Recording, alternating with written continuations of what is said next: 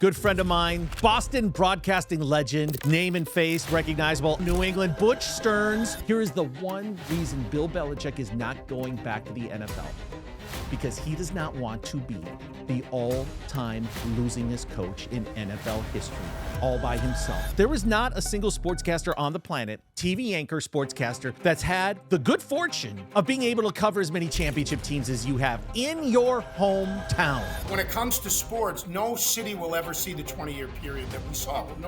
There were 13 championships in 20 years. We invented the parade, for crying out loud. It was cool to do that, and it was cool to cover it. I think Joe Mazzulla is a young Bill Belichick. Not for his success, but just at a very young age to have the borderline arrogance that he has. Will it be a bust? Will he get fired?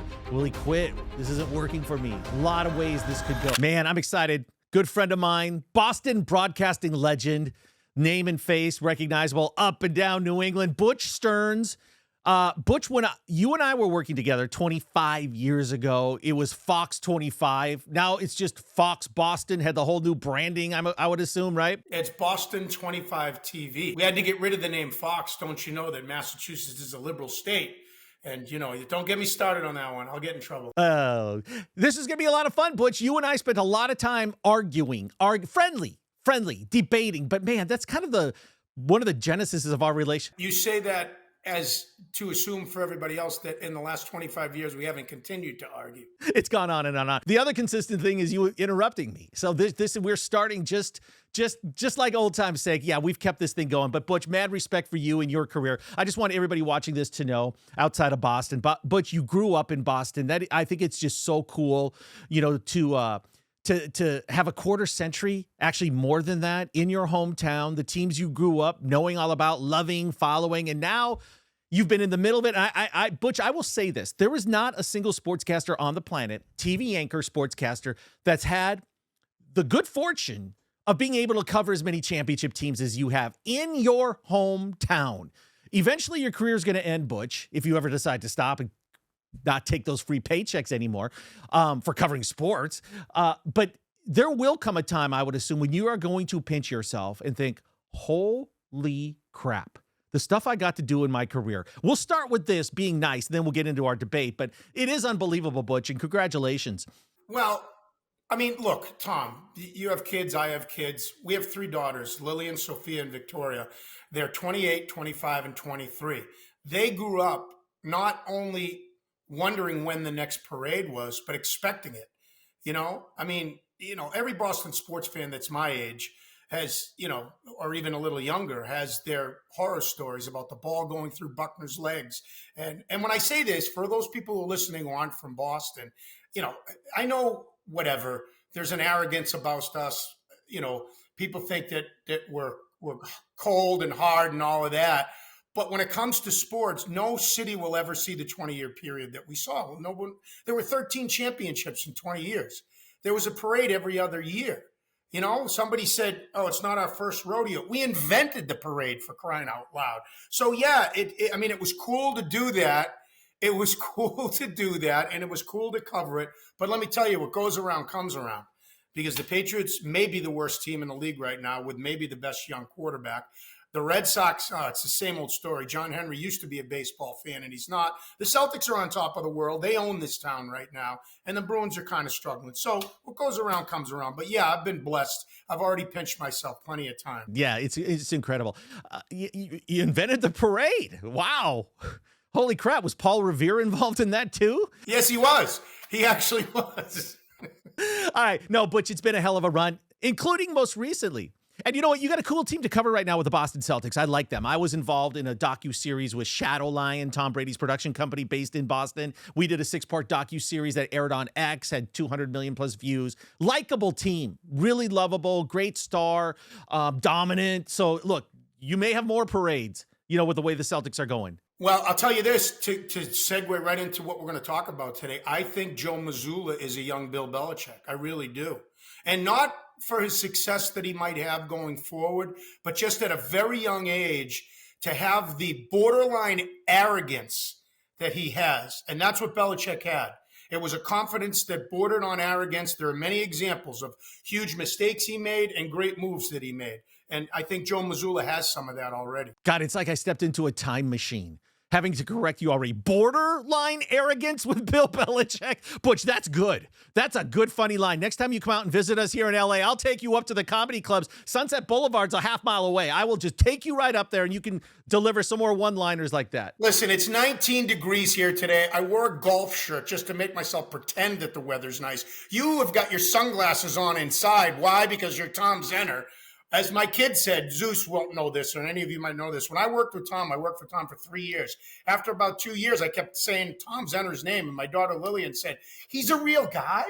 I thought he was made up. Hey, Butch, these are not sunglasses. Let me correct you. You're one of my best friends. Oh, they're prescription glasses? What else prescriptions are you using today? Okay, let me knock it off. I'm going to say this just to remind everybody. This is part of my bold initiative of 2024. Okay, where I said I don't give a damn. I'm not going to be just another white guy on TV. I'm going to darken my prescription Tom Ford glasses and wear them, and that's going to be part of my bold initiative of 2024. It's got a label, and that makes it okay. 50% of the people hate it. 50% of the people like it. That's a perfect balance. I don't hate it. I just wonder why you're wearing glasses from 1984. These are modern. These are so freaking modern, Butch. I may send a fake pair to you. Okay, let's talk about what you and I used to do, because I think no other TV station in the country was doing it when we did this. You and I said, hey, because I was from the West Coast, you're Boston.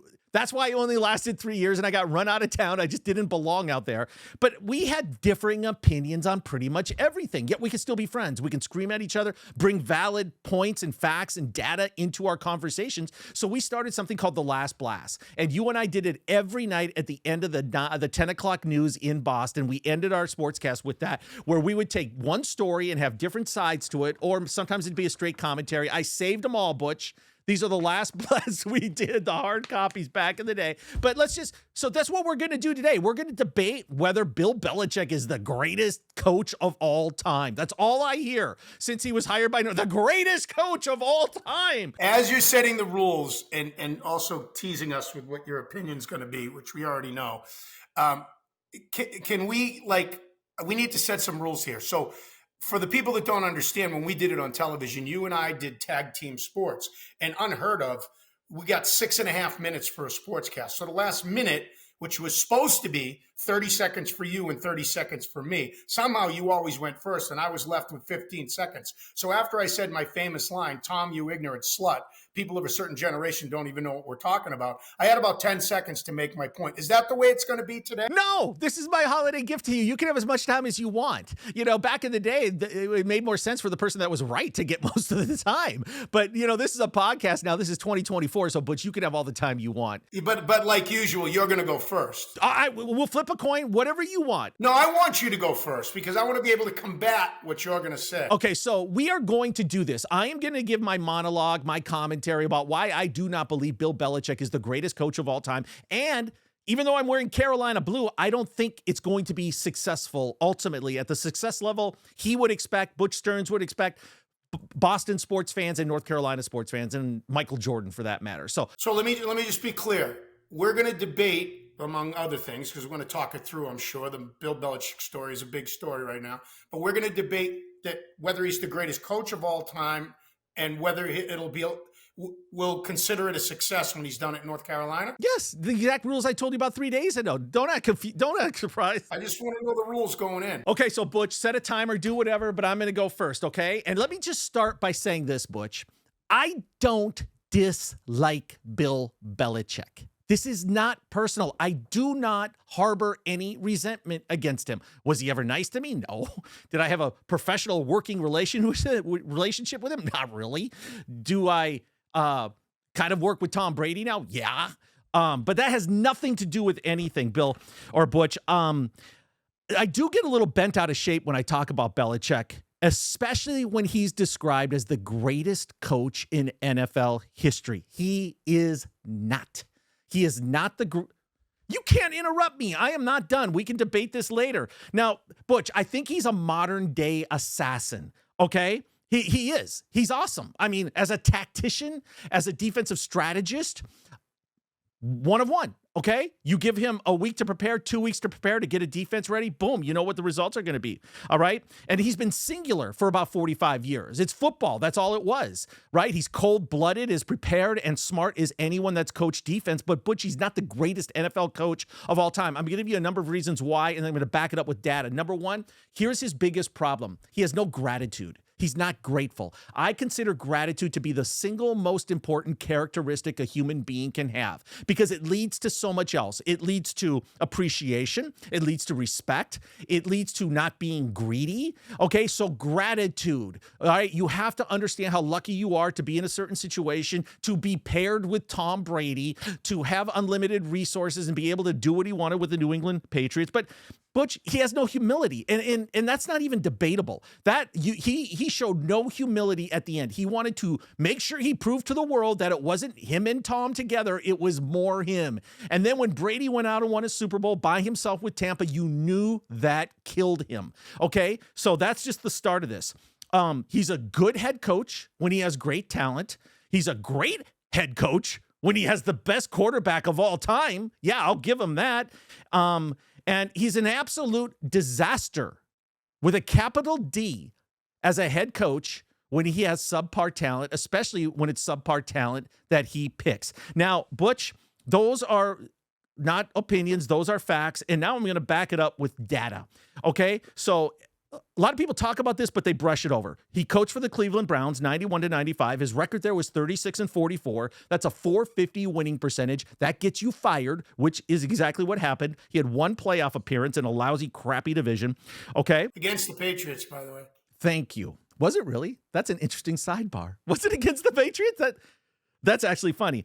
Okay. Now, Butch, if you have a pen, write this down. When he did not have Tom Brady, and this is all I need, folks. I need nothing more than what I'm about to say. As the Patriots head coach without Brady, his overall record was 47-57.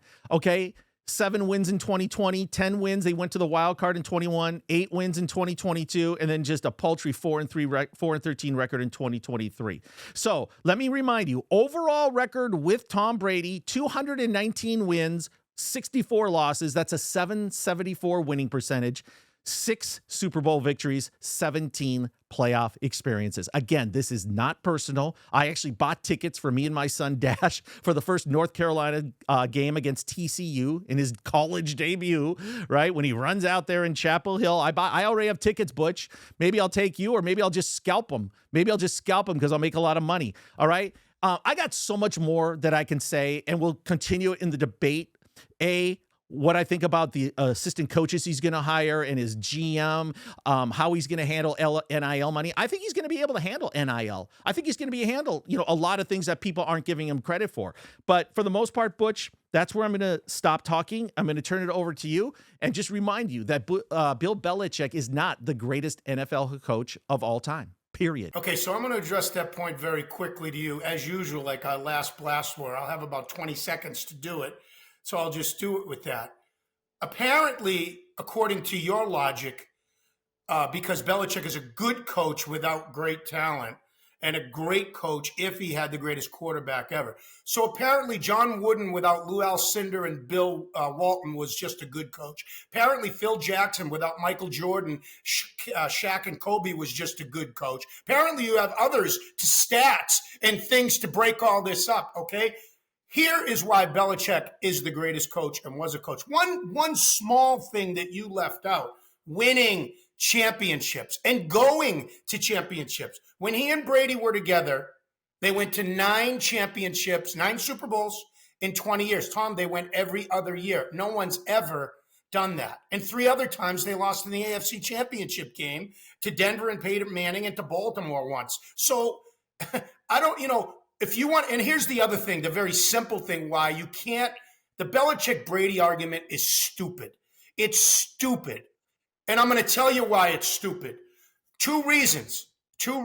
Number one, and you can ask Tom when you see him, okay? Number one is Belichick gave Brady a shot, even though Mo Lewis hit Drew Bledsoe. Brady was ready when he came in.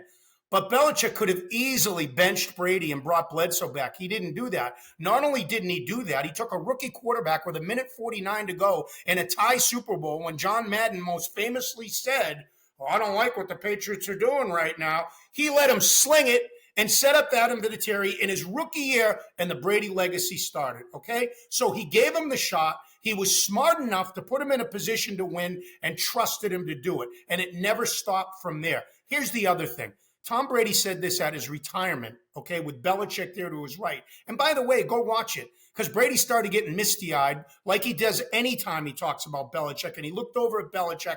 His voice was cracking, and he said, "Coach, people said, is it you or is it me?" He said, "It's us." Bam, drop the mic, walk away. That's why there's no argument, because Brady knows fully well he's not Tom Brady without Bill Belichick, despite what he did in Tampa. And by the way, we can go on and on, but I'm just going to make one final point about the fact that when he didn't have great talent, he was only a good coach. So, Tom, did you know this, that besides the Mac Jones years and all that, up until Belichick's last year, he had 15 years in a row, 15, that at least one undrafted free agent made his team. Guys like Malcolm Butler, guys like Jonathan Jones. That's coaching, my friend. All the whippersnapper coaches in the world who think, "Oh, our drafts are great and all this and that." You still got to coach these guys in the NFL, okay? That was what Belichick was a genius at. And by the way, stop calling him a defensive tactician, because his offenses were some of the greatest in the history of football, including 2007. So Belichick is the greatest coach of all time. That is not a Boston bias. The numbers prove it. Not the numbers without Brady, okay? The numbers prove it. Nobody won at the level he did. And by the way, I'm going to agree with one point you made. He did not have gratitude. He did not have humility. As a matter of fact, there was an arrogance with the entire Patriots organization, from Robert Kraft to Bill Belichick to Tom Brady. They didn't have to win that way, but they chose to. It was us against the world, especially after Deflategate and Spygate, and they chose to turn inward, but they didn't have to. They could have handled it with more class, even though the world was against them. It was everybody against the world, and they fueled that better than nobody else. And I'll leave you with this to prove that. In the Jacksonville Super Bowl, when they played the Eagles and won their third Super Bowl in 4 years, I was at Media Day, and Rodney Harrison was on that team. Tom, remember, that was the last team to go back-to-back before the Chiefs. They went 14-2 2 years in a row. They won 28 of 32 games. As I was running off the field with time running out on Media Day, they used to have the Media Days during the day then, Rodney Harrison, I said, "Rodney, I need you." So I threw the mic at him, and the first thing he said was, "Nobody's picking us. We're the underdogs in this game." I'm like, "You're 28-4 in 2 years. You're the defending champs. You're the underdogs." Like, they channeled that inner little demons in an unbelievable way, led by Belichick. Players were like that with Belichick. To this day, Richard Seymour, Logan Mankins, guys that Belichick dumped.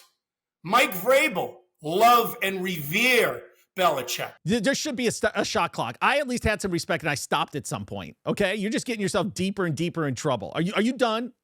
I'll get okay. Now, Butch, listen, you're a very good orator. Okay, you're very, very convincing. You're amazing. Why? Because I'm loud, convincing. You give this vibe and aura that you actually think you believe what you're saying. I mean, you can bamboozle a lot.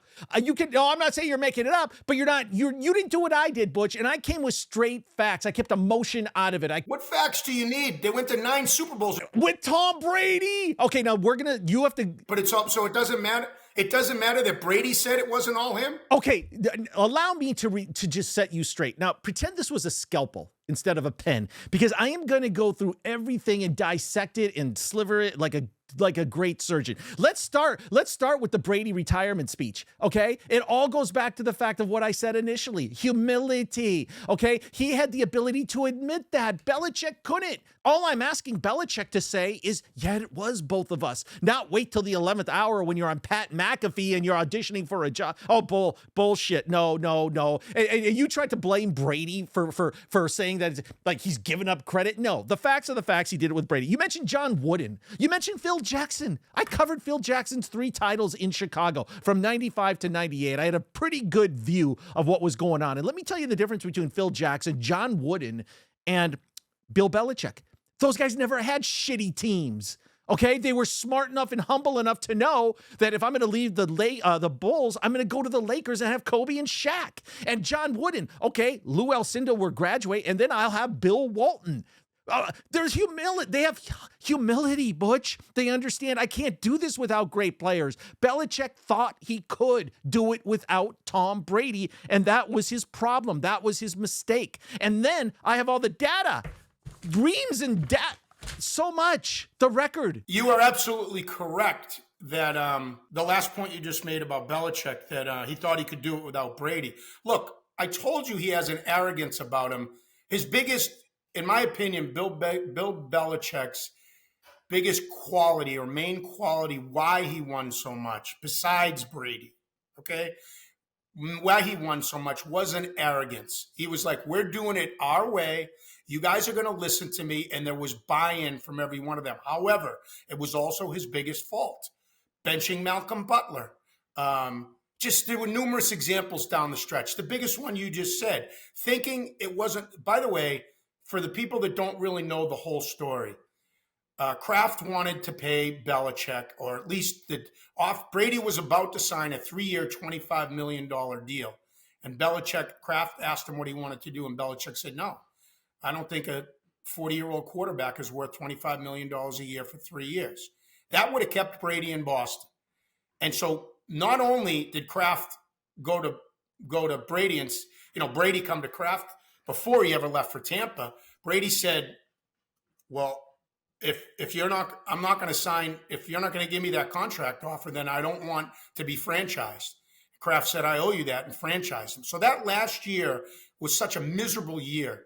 When 2019, when Brady was here, which ended by his very last pass as a Patriot, was intercepted by his former teammate Logan Ryan against Tennessee, him throwing from his end zone in a playoff game in Foxborough. But that year was so miserable because everybody knew behind the scenes that Brady was gone. Everybody knew his agent was looking at deals for other teams.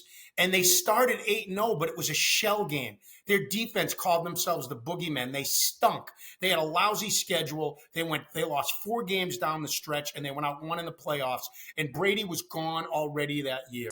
I don't want you diving into like archives and media guides trying to make your point here. No, I'm not diving in. I'm just saying you're right. You're right about that. His biggest mistake was letting Tom Brady go. There's no question about it. I don't want to put you on the spot here, and I'll go first. But, you have to think about this, especially you who covered him as closely as anybody for 2 decades. Why is he not going back to the NFL? Is it because the NFL doesn't want him? He doesn't see the right opportunity, et cetera, et cetera. Things have changed. Political. They've been talking about, hey, the NFL is a little more political. You get owners' sons and all this stuff. I'm going to give you my theory on why I think Bill Belichick is going to coach college football and not go back to the NFL. Let's assume he would have got another shot. Someone would have been desperate enough to give him a shot, given into his demands, whatever it takes to go back to the NFL. I think there's one singular reason, and I'm really good at this, Butch. I'm really good at jumping into other people's heads and making brilliant predictions. It's one of the things I do very, very well. Congratulations. It's only taken almost 60 years to figure out what you do very, very well. Oh my God. Okay, so here is the reason, and Butch, you're going to love this. You're going to probably use this on Boston 25 Fox News. You will use this. I'm recording this right now because I'm going to... Well, I'm recording it. You don't even have to credit me. I don't give a shit. Claim it as your own, whatever. Here's the one reason. Here is the one reason Bill Belichick is not going back to the NFL.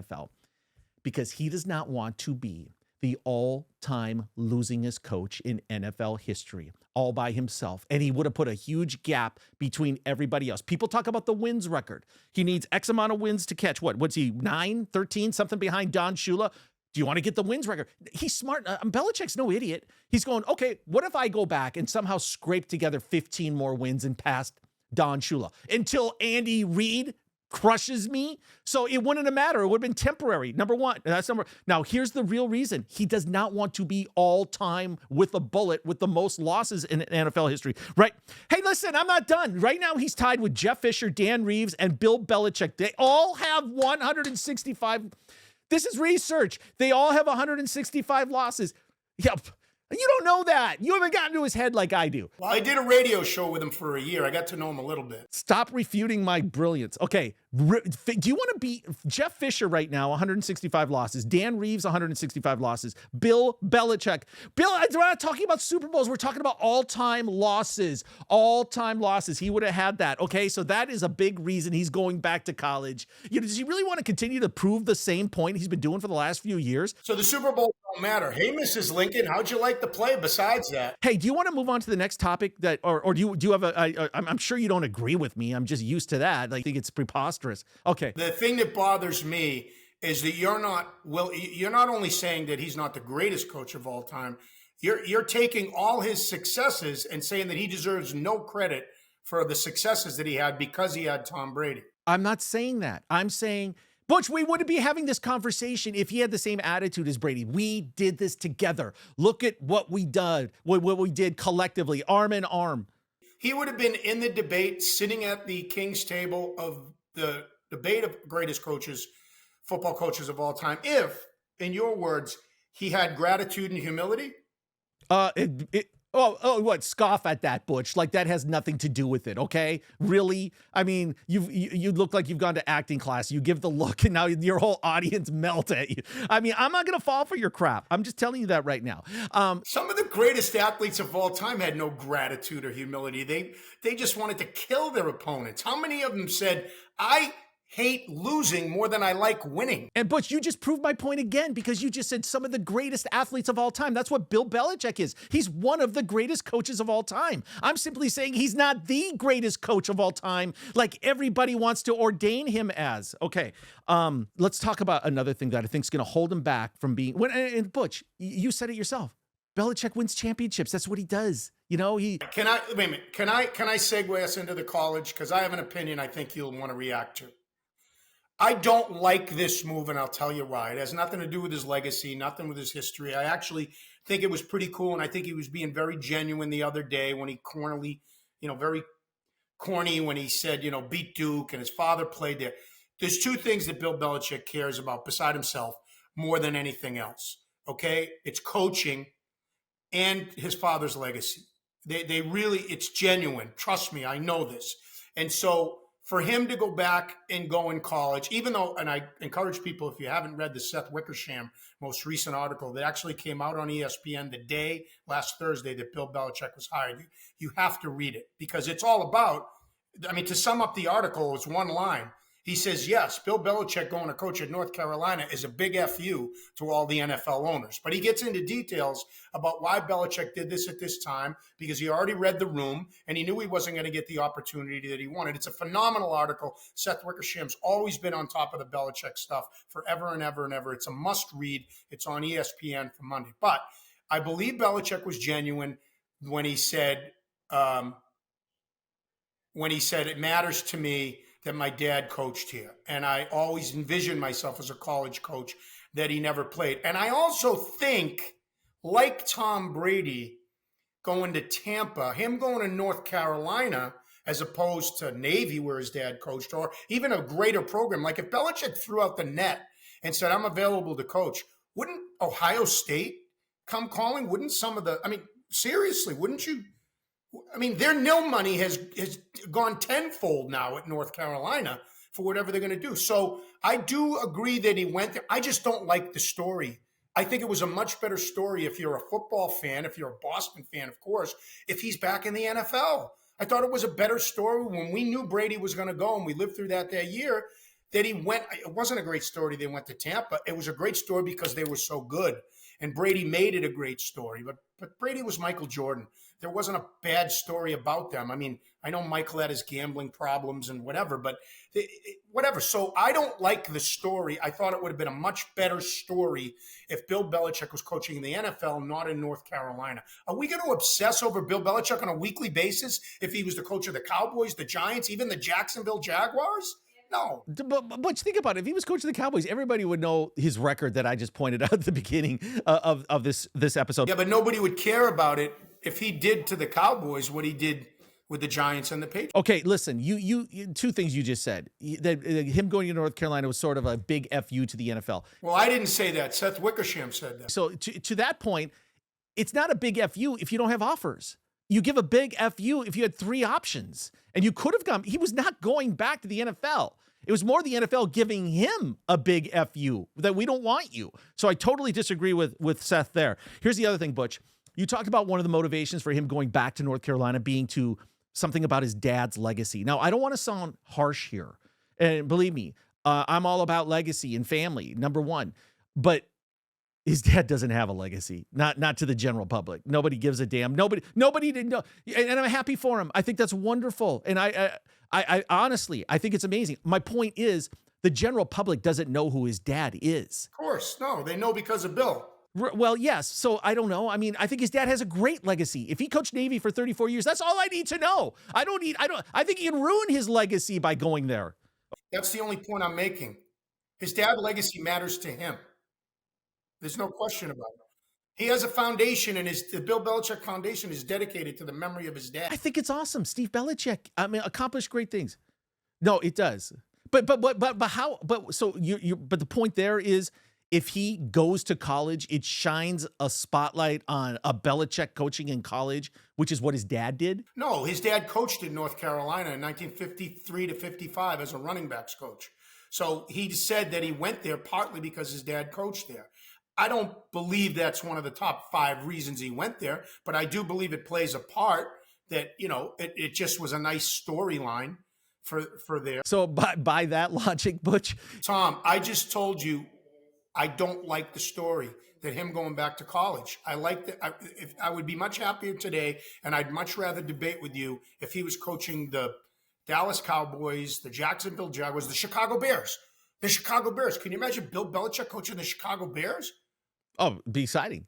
It'd be great. People would be talking about. Okay, let's keep it on the track of like our opinions on whether, and we don't have to like fully disagree with each other. But here's one reason I think he's not going to be like ultimately successful at North Carolina, and it's because of his staff that he's going to assemble. Sycophants, guys that have been around him the whole time, his whole career, that have really only had success underneath him. When you think about, the Matt Patricias of the world, and even, look, who's he going to put together? Has there been word? I don't know. If you're talking about a sycophant, you're talking about Joe Judge. Yeah, Joe Judge, Steve Lombardi. Josh McDaniels. You're talking about Mike Lombardi, who's going to be his GM, and other guys. And you're right. That's probably why Arthur Blank balked at the last minute. And according to Seth Wickersham's article, Bill already read the room and knew no matter what he said. And by the way, the message, at least publicly, we were led to believe that Bill was telling NFL owners who might want him as a coach was, I can change. I can work in a CEO-driven environment, and I can be your football coach. I don't need full power or control. They didn't believe him. They didn't believe him. They didn't believe that he would do that because he would have demands about how many guys he wanted in and wanted to do it his way. I still would have, if I was Jerry Jones or if I was the Mara family, I still would have brought him in for a 3-year deal and seen what he could have done when I've had all these coaches who can't get my team over the top. Why wouldn't you give it a shot? And see, I mean, you've made different choices. Look at the Chargers with Staley when they had him as head coach. What? Because he was a nerd? Because he was an analytics guy? How'd that work? Hey, Butch, I think too, sometimes it works when you get the band back together, right? Sometimes it works, sometimes it doesn't. I think the analogy to use here, and I heard Mike Lombardi on, I can't remember what show he was on last week, but he just makes it sound like it's just automatic. We get all these guys back together. We're smarter. We're going to take the Patriot way. We know better. Doesn't matter. None of us have really coached or been around college football for a long time, but just our presence alone, we're going to outsmart everybody. And these grinders, these great coaches that are around the country, that it's a whole different world in college football. But I literally think they look at it. We're getting the band back together. Patricia, we got Joe Judge. Okay. So Butch, you know who it works for? It works for the Rolling Stones, and it works for Aerosmith, and it works for your boy, Bruce Springsteen. You keep that band back together. You're selling out stadiums for as long as you're alive. This is more of an analogy. They're more like Kansas. They're REO Speedwagon. They're hoping to get the South Dakota State Fair. Okay, that if they can get a couple nights in August, maybe they jet on down to, REO Speedwagon doesn't sell out Europe, Tom. I'm sorry. That's my point. That's my point. Belichick thinks he's the Rolling Stones, Springsteen, and Aerosmith. He's not. He's REO Speedwagon in Kansas. Dust in the wind. Okay? So that's what bringing the band back. You said you didn't necessarily want to get at each other's throats here. I don't know if that's possible, but if you don't mind, let's make an argument why he could succeed at North Carolina. Okay, and I'll start. Because, like every place he's been, he knows how to coach football. And he's going to assemble a staff that knows how to coach kids. And because of the words he said to Pat McAfee last Monday, when this was just a story, but it was gaining steam, he said, let me start this by prefacing it with a big if. But then he said, if I'm back in college, I'm going to build an NFL program. I'm going to build a program where guys that want to come here and learn how to play in the NFL, we will make them NFL ready. So if you take him at his word, that's not going to be such a bad thing. It's going to be a challenge, spending enough money, because that's what college is all about. Now, college might be worse than the NFL. He made a good point the other day, I thought, too. He said, what's the difference? One of the biggest differences with dealing with young kids. He goes, well, the nil money. He goes, because when you're an NFL player, you can't become a free agent until if you're signed for 3 or 4 years. He goes, in college, you can become a free agent every single year if you want. So he knows the challenges. Dealing with them is going to be a different thing. Like Brady said on Fox NFL Sunday last week, imagine Belichick's conversation with a guy in the room. Look, they're going to give you $4.3 million. We're only giving you $3 million.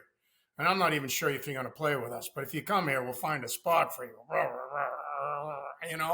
So it's probably not going to work. He's not going to have the leverage that he had in the NFL, the way he dealt with players. But if a guy does want to go to the NFL, maybe some college kids will take less money. I don't know. Maybe this generation doesn't do that. If he can be adaptable and go in there and just kind of like survey the ground, see what it's like, seeing what the culture's like coaching in college, and then being adaptable where, let me go get this guy. Let me get this young recruiter. Let me get somebody that can coach the secondary a little bit better. He's going to get stars. If he was doing this 15 years ago, he wouldn't have a shot because, or maybe he would. I mean, it is Bill Belichick, all right? It's not like he's an idiot. And he's extremely smart, and he wants to have this last hurrah. I think he wants, for his own legacy, to go out, with a big spotlight on him and having success there. But he has to be adaptable.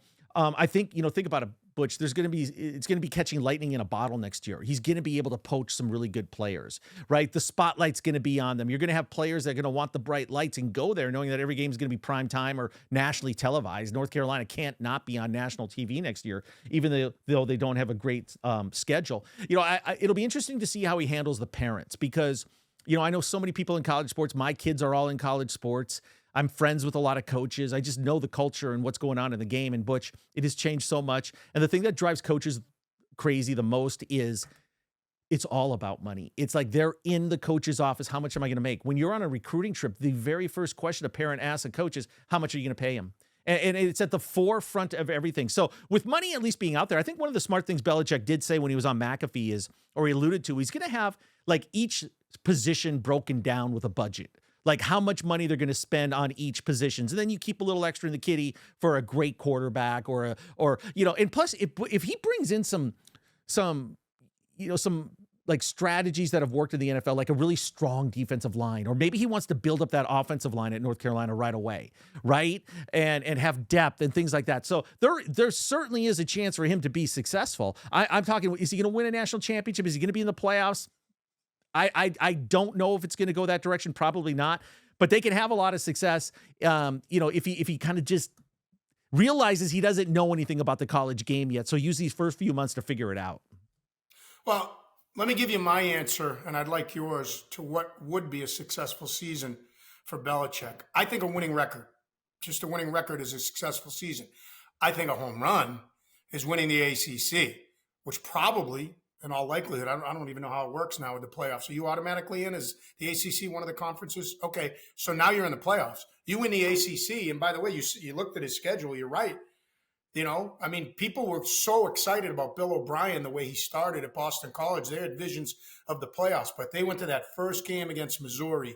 They were 4-1, I believe, and they actually had a lead in the second quarter, and all of a sudden, they just made two mistakes, a fumble, and it just watching that game. It's one of those classic games where if BC had scored or not made these mistakes, they would have believed they were in the same class as the number 12 ranked team in the country, but they didn't. And all of a sudden, they didn't believe in themselves anymore, and the season literally went downhill from there. They still had a winning record. O'Brien considers it a successful season, and they're good friends, Bill O'Brien and Bill Belichick. So I don't know. I think success would be a winning record, and with a team that you have no idea. Tom, you nailed it. By the way, he's not going to change. He's going to build his teams from the inside out. A strong defensive line that plays like a glove together. There wasn't a Patriot way. If there was a Patriot way, guys like Teddy Bruschi, Mike Vrabel, Ted Johnson's another told me it was do your job. And what that meant for all the vitriol and all the T-shirts about do your job was that I'll tell you this one story that tells you all you need to know about Belichick. Because I covered Parcells, and covering Parcells was like covering a rock star.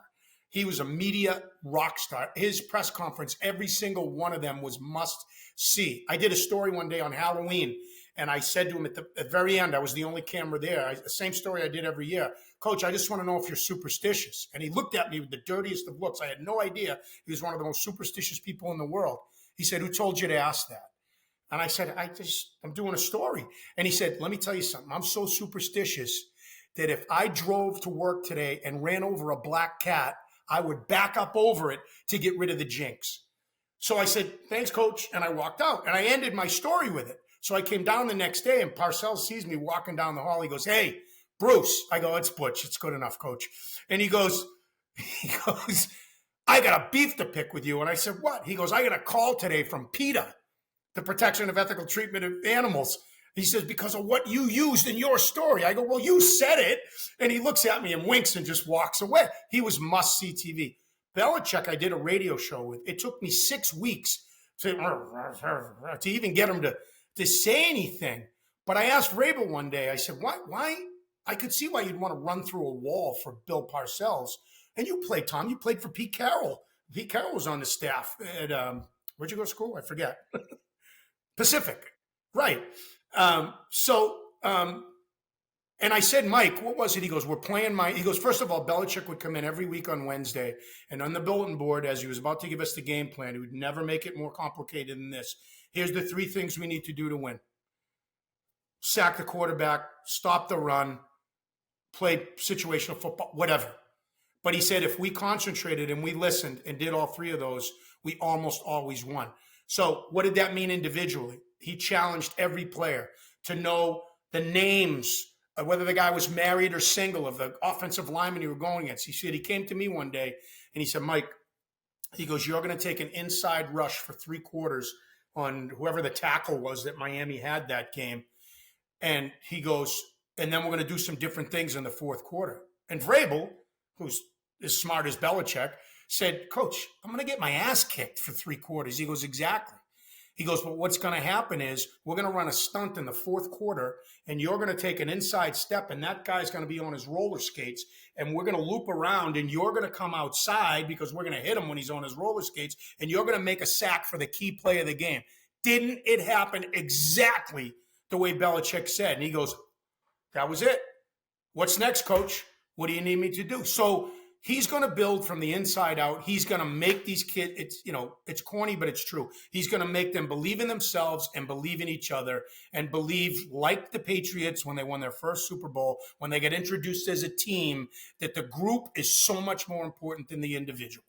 That's going to be a challenge, Tom, because like you said, your daughter's going to college now, not that college track is treated like college football, but still to reach kids these days, especially high profile athletes in basketball or football with nil money and their brands and all of that, him and Brady were united on that.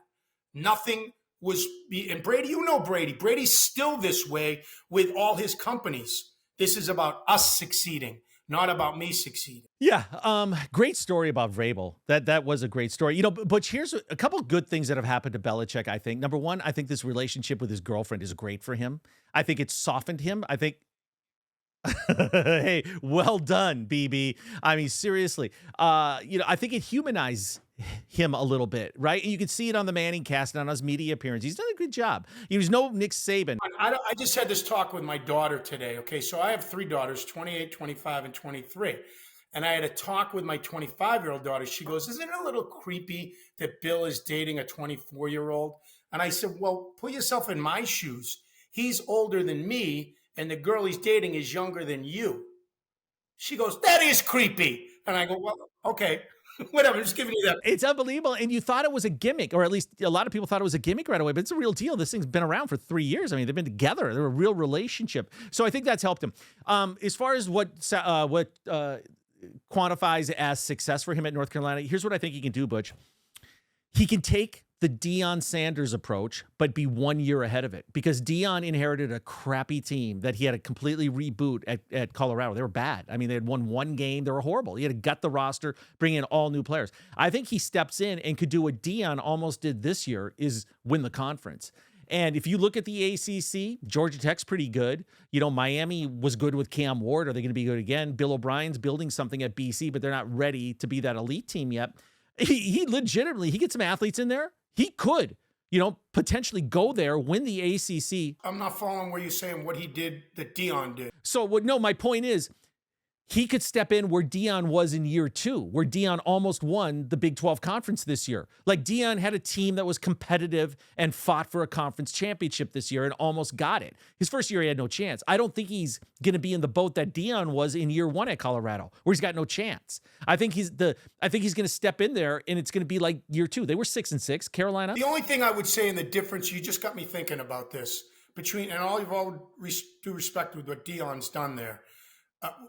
Can we agree that Bill Belichick and Deion Sanders are the complete polar opposites when it comes to personalities, like how they do it? However, like Belichick, which we watched here in New England for 20 years and pretty much everywhere he's been, he got his group believing that they could do things that were beyond maybe what they were capable of, thus beating the Rams in the first Super Bowl.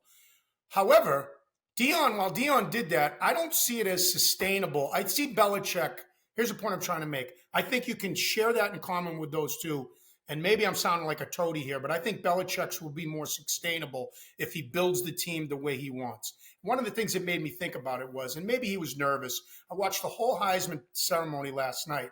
And there's one thing that Travis Hunter did not do. He did not thank or even recognize the other 3 finalists, which I thought, I gave him a mulligan on it, but I thought to myself, Brady doesn't do that. Great players don't do that. It makes you look better because you acknowledge how great their seasons were, and not without saying it, I won over these guys.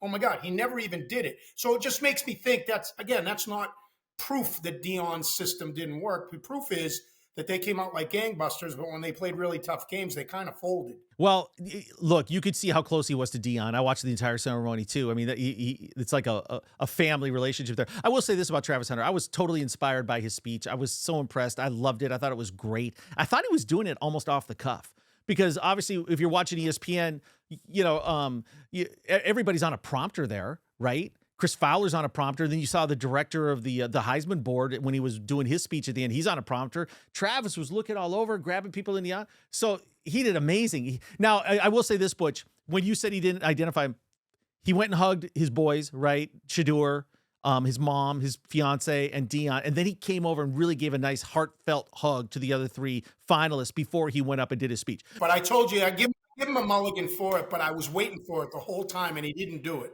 I think Belichick has a great comp, Butch, and a blueprint for success if he follows it, and it's Nick Saban.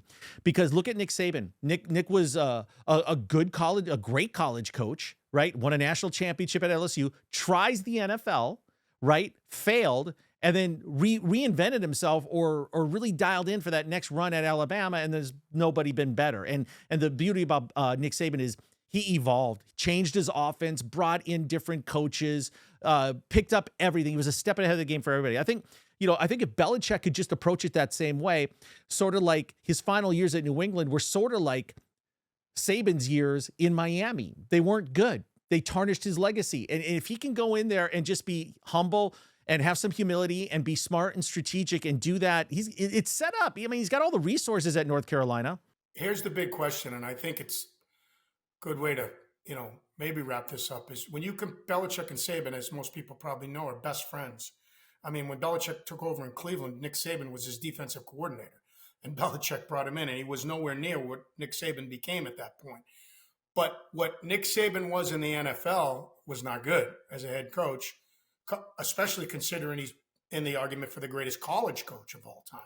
What Belichick was in the NFL, is he going to be that bad? Is he going to be equal to what Nick Saban was in college? That's what yet to be seen. That's what I think is fascinating to follow. I just, again, to go back to my point off the top, I would have much rather followed it with him coaching the Chicago Bears or Dallas Cowboys or an NFL team than watching him coach in college, because I think it's going to be buried ever on a weekly basis. If they just hired Bill Belichick in North Carolina, Pete Carroll's got to get another shot somewhere. He's got to. He was so successful. I think so.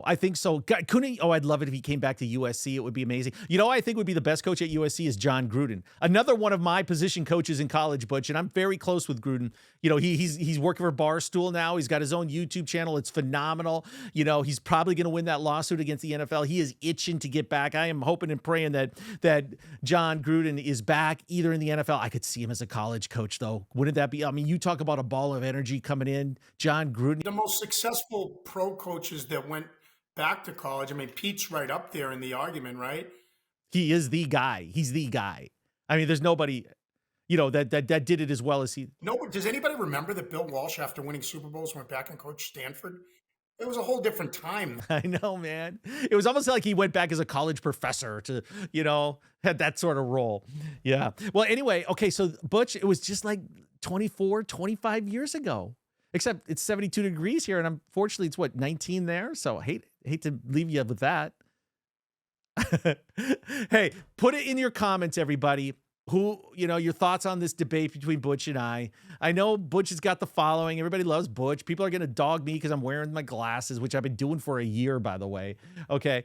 But anyway, Butch, that was fun. I think we covered it, right? I think we were both passionate, had some legitimate data, had some real substance behind what we were arguing, right? And then it got a little personal for a couple minutes, but we always hug and make up. It's all good.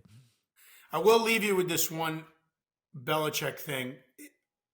When I did that radio show with him, it was his first year in town, and we taped it. It was a thing called Patriots Monday. It's still on in New England on WEEI radio. The Crafts were trying to build a franchise to make money off of and sell it or have the radio stations fight for it. And WEI has had it ever since then, but it didn't have a home yet. So we taped it, and I was the main host with Will McDonough, the legendary Will McDonough, sitting next to me. It was one of my mentors. I was one of many people he mentored. A guy named Jim Donaldson from the Providence Journal, and we started taping it the first year in '99 with Pete Carroll. We would tape the quarterback and the coach, Pete Carroll, and then Drew Bledsoe. And then we started with Belichick and Drew Bledsoe. And then 9/11 happened, and then it was Tom Brady. So that first year we were doing it with Belichick, he was like watching paint dry. And finally I said, I got to try something different. So I listed the questions I was going to ask him, and I gave them to him. And he read them. I read them out loud. I had a copy for my own. He said, Coach, I'm going to ask you about this, this, this, this, and this. And he goes, okay, like never said anything. So after about the fourth week of that, I said there was a story of Damian Woody who's on ESPN now, was the center, and Drew Bledsoe was the quarterback. And there was a story of Damian Woody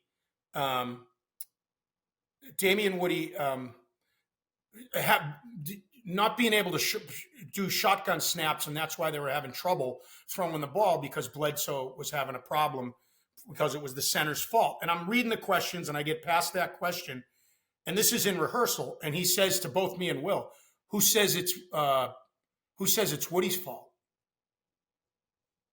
And I look at Will, and Will looks at me, and I'm like, he's blaming Bledsoe. So Willie winked at me, and I kind of filed it away. And then when we went to tape, I'm all excited. I'm asking him the question. We're going to get some, he's going to hang Bledsoe out to dry. He didn't give us anything.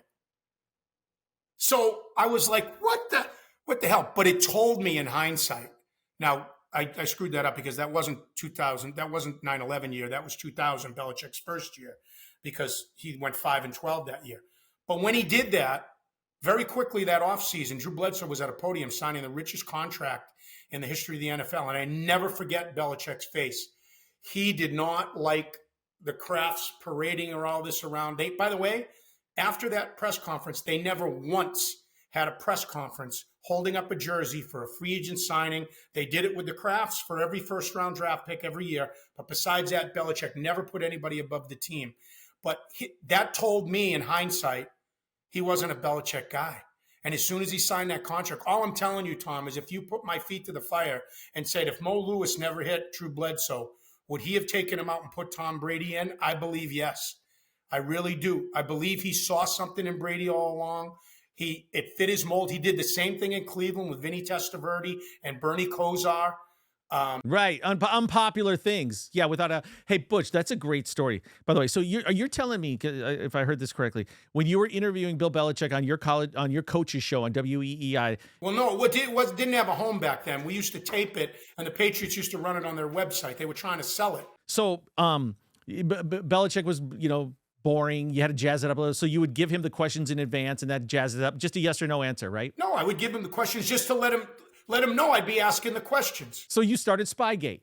We know where it came from now. You are the origin of Spygate. You planted the seed in Belichick that it's possible to have that information beforehand. There might be more info than you think because I was deflating footballs under the table at the same time. All right. Hey, Butch, this was awesome, man. I know you got to get back to work today, back on Fox. And seriously, man, we have fun doing this. But, Butch, you've had a hell of a career. When they put you in the Massachusetts...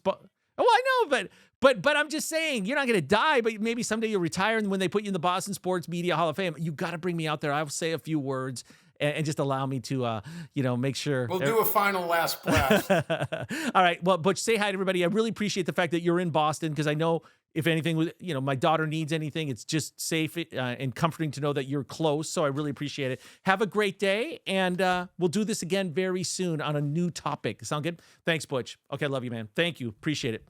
All right. So that was awesome. Butch, keep your computer up just so this continues to load. Okay. You can walk away, though. You can walk away. I'll just wrap this show up. Yeah. All good, man. Okay. All right. I honestly got to get ready to go to work. I got to be in like 45. And I'll call you later, and I'll send you the link here in a couple days, okay? Thanks, man. All right. Well, that was a lot of fun.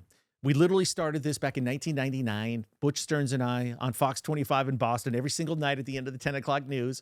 At the end of the sportscast, we would engage in this debate. It would be like that. We'd only have a couple minutes to do it. It was so much fun to have almost an hour to do it on one single topic. But Butch is a great talent, a great sportscaster in Boston, and has had an unbelievable career. What do you say, 13 titles in 20 years? No one that's done TV has ever been able to say that. That's a lot of parades. That's a lot of championships, a lot of locker rooms with champagne flowing around. So, and then for him to do it in his hometown too, which is really, really incredible. All right. So thanks for watching. We're going to bring a lot of sports content to the channel. Cato, Kalen, and I, of course, twice a week, we're going to be doing 1 Degree of Scandalous, and we'll have all the big stories there. But expect a little bit more sports on this channel. And if you like it, and by the way, want to get your comments about how you thought that debate went between Butch Stearns and me on Bill Belichick. What do you think? Do you think he's going to be successful? Do you think he's going to take his team to the college football playoffs? Will it be a bust? Will he get fired? Will he quit? This isn't working for me. A lot of ways this could go. So we'd love to get your comments on that. Follow me on social media. We'll be back with another episode of 1 Degree of Scandalous with Cato Kalen. But for now, I'm Tom Zenner of the Tom Zenner YouTube channel. Thanks so much for watching, everybody.